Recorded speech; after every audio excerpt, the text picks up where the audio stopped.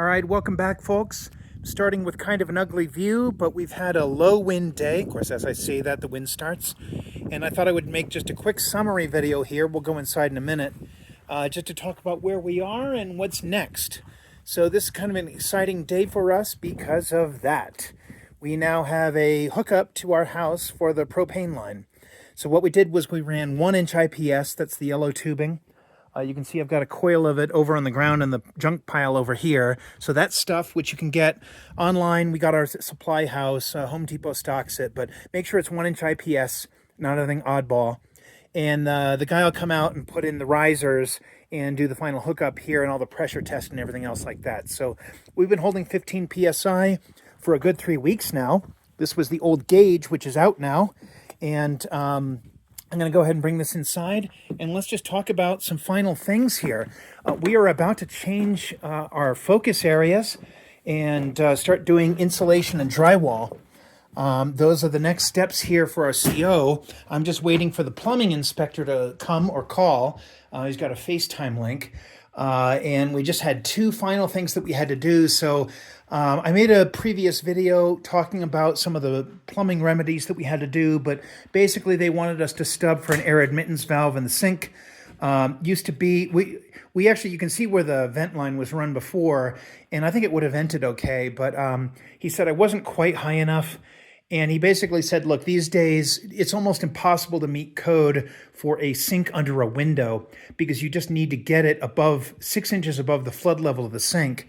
And it's just really hard to pull that off. So I actually think I probably could have. This isn't the tallest window in the world, but he did say, okay, look, just take all that out and come out with a stub here to put an AAV on. So I'll be doing that.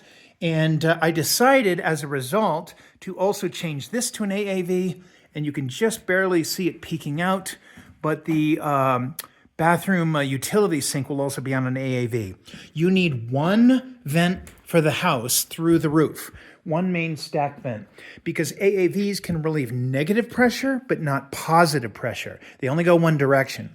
So you still need 1 main vent for the house, which we do have up there. You can kind of just barely see it up in the loft here, but that's the main stack vent for the house. So everywhere else, one of the inspectors was saying that a lot of the guys now use AAVs literally everywhere they're allowed to, which is pretty much most places, as long as you do have 1 big stack vent. Got to make sure your vent is big enough for everything in the house now, and they use DFUs for determining that. Between 2 toilets, a couple of sinks, a dishwasher, and a washing machine, we are under that. We're at I think we're allowed to do 24 units on a 2-inch pipe, and we've got 19 effective maximum. So we have plenty of room there. We're not really bumping up against the edge, but now we have gas in here, so now we can come bring in a stove. I found one on Craigslist that I'm going to be taking a look at either this afternoon or next week, just a used model, but it's already configured for propane. That's an important detail. One thing you'll learn, if you're doing a lot of work on propane, a lot of appliances that are allowed to be used on propane need a conversion kit to do it. They'll come configured for natural gas by default. They're mostly sold in cities. That's their bulk volume sale. And you buy the conversion kit. Problem is, conversion kit can be $40 or $400. So really pay attention to your brand. Something that seems like $200 on Craigslist, but a $300 conversion kit, suddenly you might as well buy a new stove. So keep that in mind if you're doing that. Otherwise, I think our plumbing is just about set. Just come back here. After doing the AAVs, they wanted to see the pressure test one last time. So you can see I've got us inflated here, holding that just above 5, which is what they want to see. And they wanted to see some extra Boca plates. That's what they're calling these big 4x6s here. So I had to put some extra plates there, and up here to have some goofiness. We had some hole cutting bonanza. So I've got a bunch of big Boca plates protecting those wires.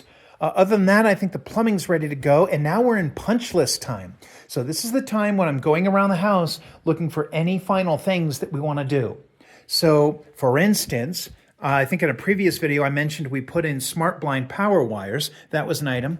But it's also a lot of kind of bigger items. So we've decided We bought a heat wire kit. It is UL listed, but this particular brand, you can't cut their wire. Some brands you can, some you can't. This wire cannot be cut. I got 90 square feet. And this is a 91 square foot bathroom. So naturally, by the time you get the exclusion zones, like you can't put them under walls, you can't put the wire under cabinets or anywhere that it'll get covered and have heat build up, or the wire will fail or even start a fire. We ran out of places to put it.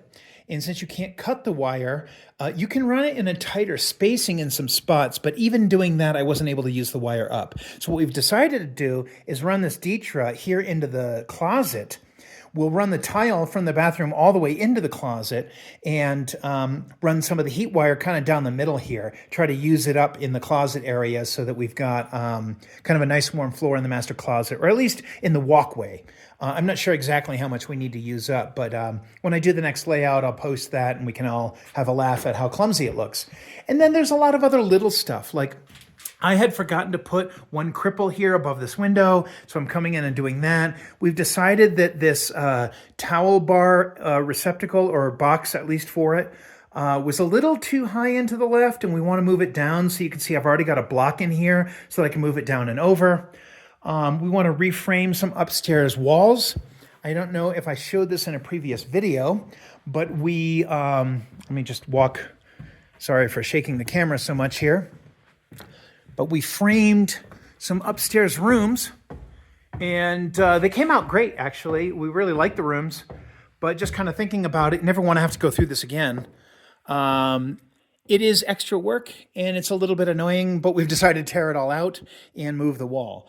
Moving a wall without, deconstructing everything. I'm not going to sit there cutting nails. I'm just going to cut it all down and build it again. It was faster just to reframe it. Once you get into framing, building a wall doesn't seem like such a big deal anymore. So moving a wall, it's not worth trying to cut nails and hammer the wall over to its final resting place. Better to just tear the thing out and redo it.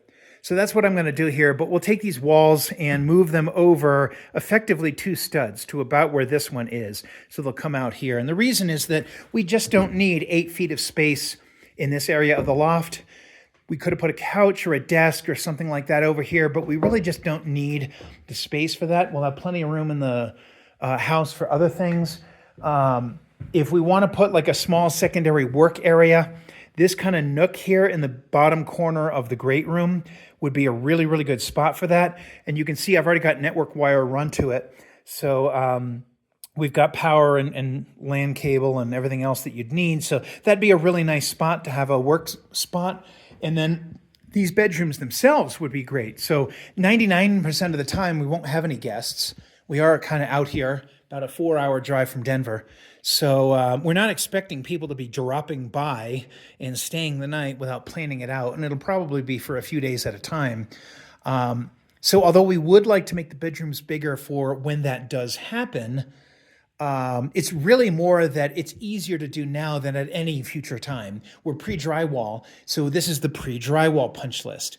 And that means we're looking for little stuff too. Little things like fixing leaks and cracks, coming around and foaming any area where I see light. Finding spots where I got a little handsy with the nailer.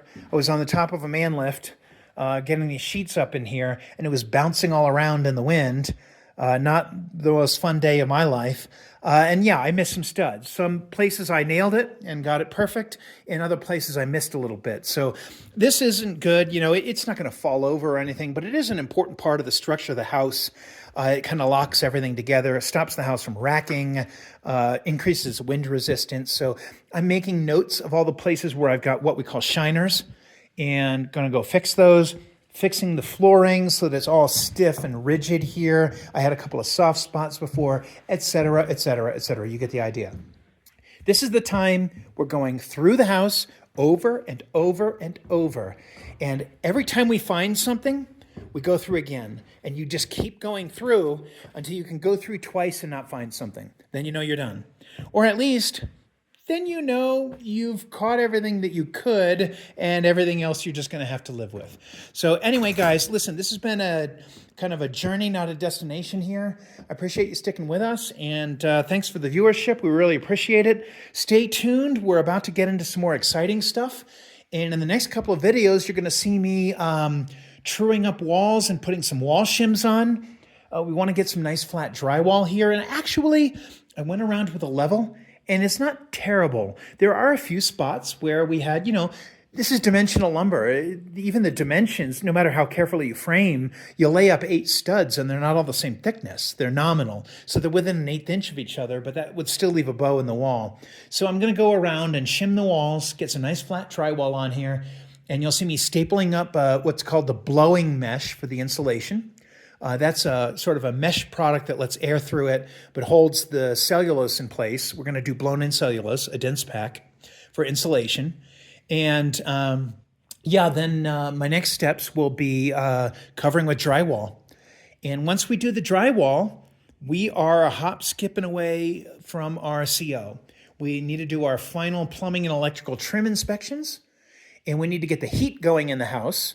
And then I need to fix a few things like on the railing for the decks outside.